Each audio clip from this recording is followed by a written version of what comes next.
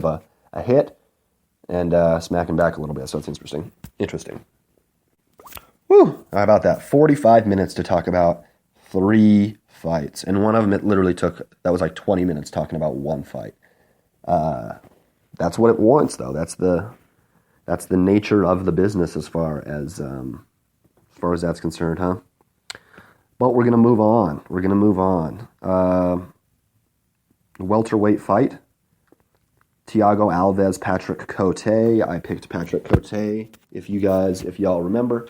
Thiago Alves looked fantastic. He wins a unanimous decision. All 3 judges scored it 30-27.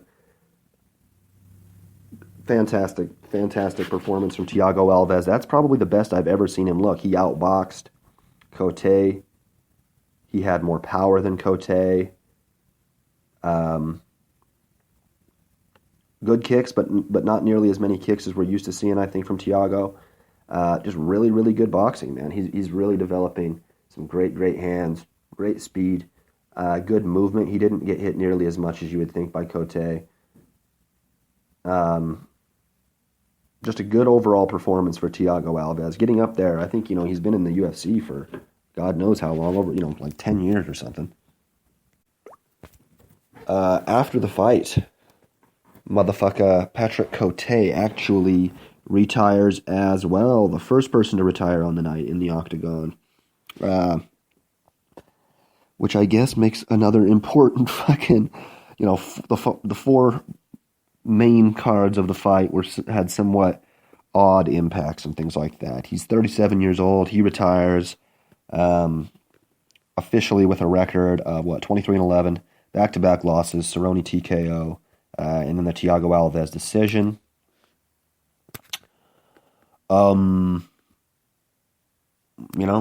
Good for him. He's been a good fighter. Not one of my favorite fighters to watch. I do like to watch him. 10-11, he had 21 fights in the UFC. So, he has been around for fucking ever. Let's see, when was his first UFC fight? Tito Ortiz in 2004. Holy shit. Yeah, see, I didn't even watch any of that. Didn't watch him against Dirksen or Chris Lieben. Didn't see him against Travis Lutter where he lost. So I didn't see most of his losses. I think mainly like the first one I probably saw was maybe Tom Lawler. I think I saw the Alan Belcher. Oh no, I saw the Anderson Silva. So I saw that. Yeah, I don't know. He's a beast, man. He's a beast. Lost to Kung Lee, lost to Wonder Boy. What are you going to do, though, right? Good career. Congratulations to Patrick Cote on a good career. Hope everything goes well. I'm not sure what he's going to be doing now, but I'm sure that he'll be all right. Yeah. All right, the last fight on the main card here, we had a lightweight bout. Will Brooks taking on Charles Oliveira. This one was quick, and this one was merciful. Charles Oliveira wins with a standing rear naked choke. Will Brooks standing. He's backpacking him. And a sick, deep rear naked choke. Will Brooks almost goes out, taps at the last minute. That was an excellent performance from Charles Oliveira. Looked absolutely excellent. Incredible grappling. Some of the highest level grappling in the division.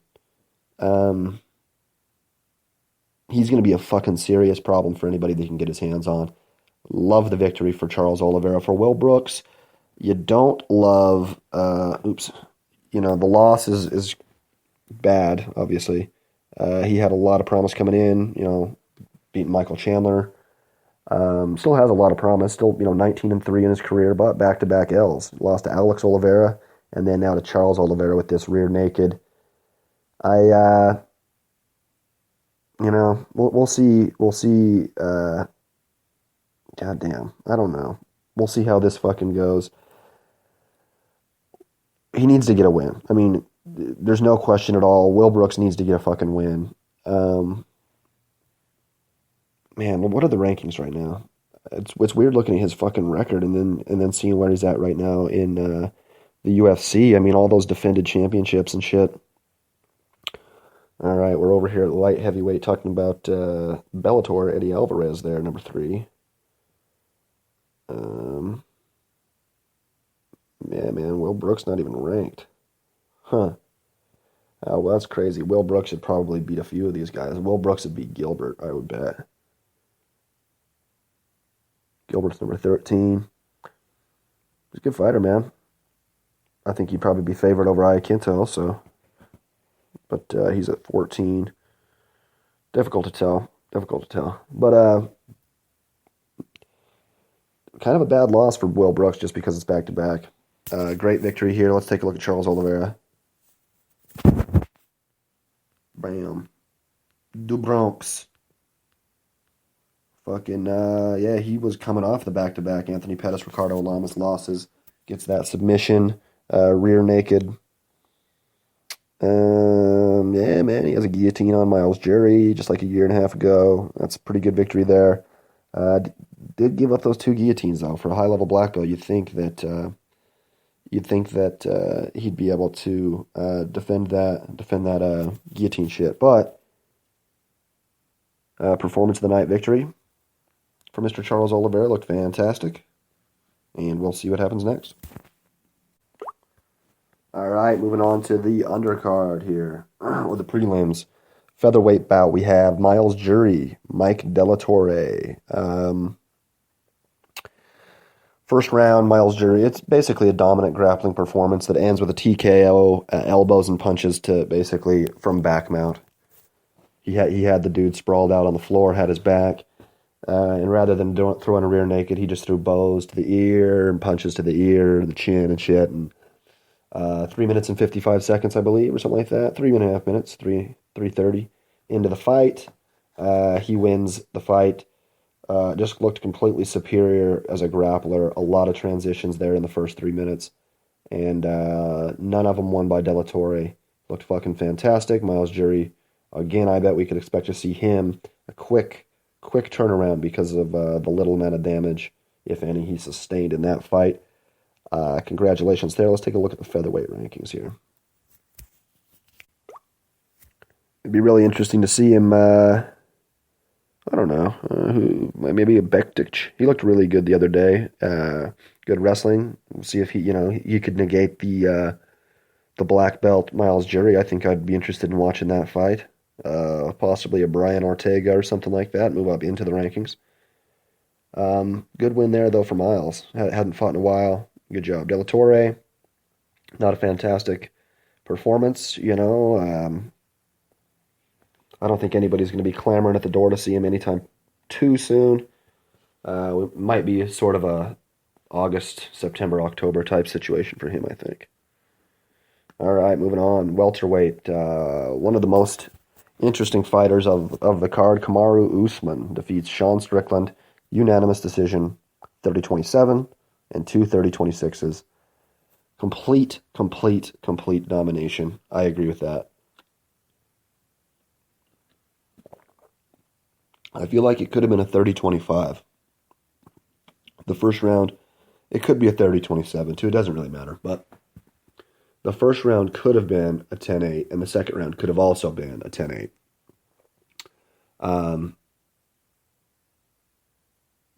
Dude's super fucking explosive.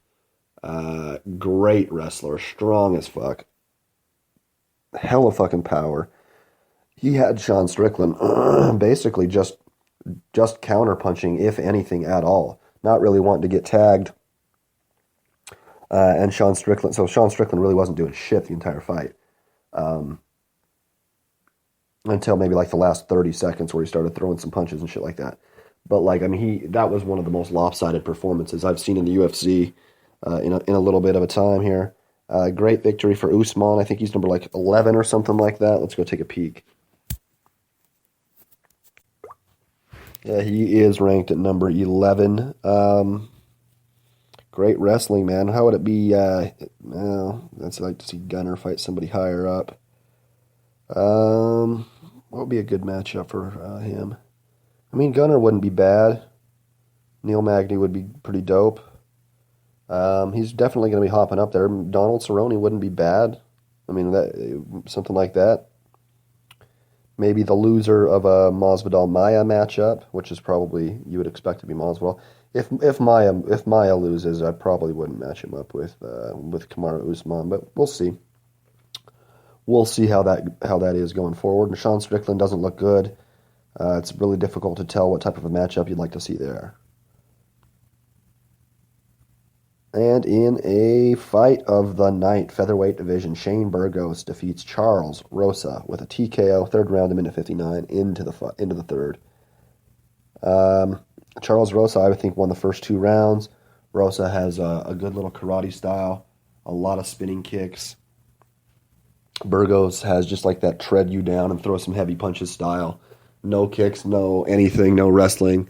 Heavy hands, though, honestly. Not as heavy, I think, as most people expect him to be. It took till the third round. There was a few shots landed, quite a few shots landed on Rosa. Heavy, actually, heavy shots landed on Rosa. In the first 2 rounds, or actually in all 3 of them, that didn't knock him down.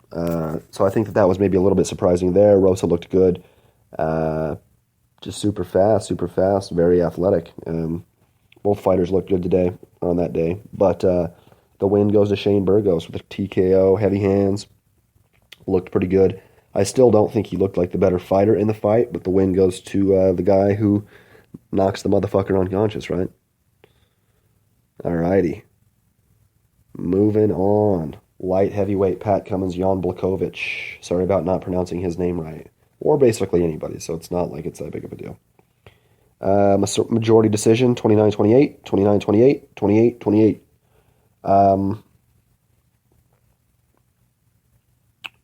Blachowicz put it on him, man. Landed some heavy punches. Looked really good in 1 round, but Patrick Cummins comes back and weathers the storm, gets the victory, looks good. Cummins, excuse me. Talking about pronouncing people's names wrong, Jesus. Good victory there for Cummins, Blachowicz. Both of them were ranked number 12. Obviously, we'll probably have a 12 and a 13 at this point.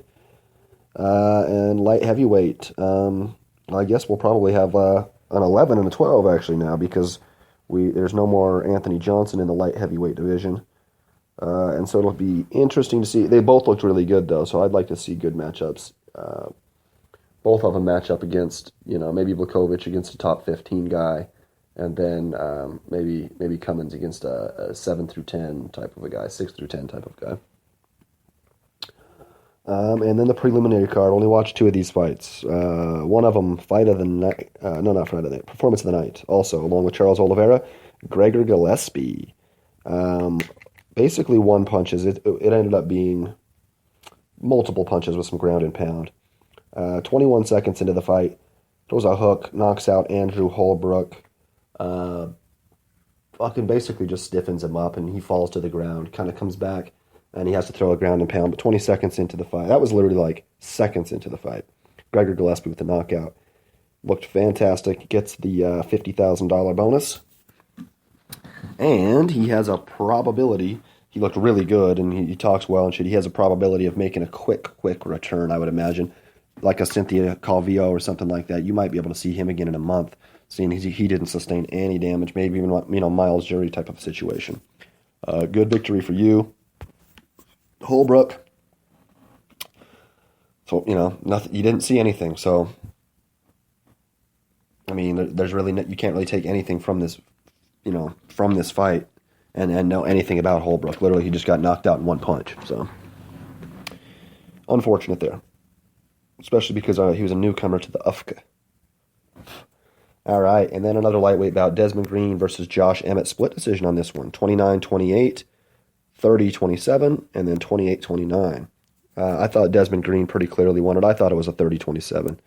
But, there wasn't a major amount of damage done for either fighter. So, I mean, I guess,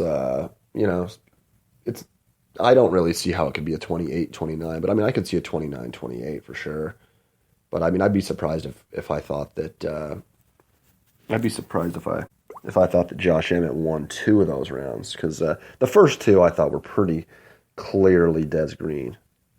So yeah, it'll be interesting to see where that goes from there, as well. And then the two fights I didn't watch, we'll talk about too. Women's bantamweight division, Caitlin Chookagian defeated Irene Aldana, split decision there, 229-28.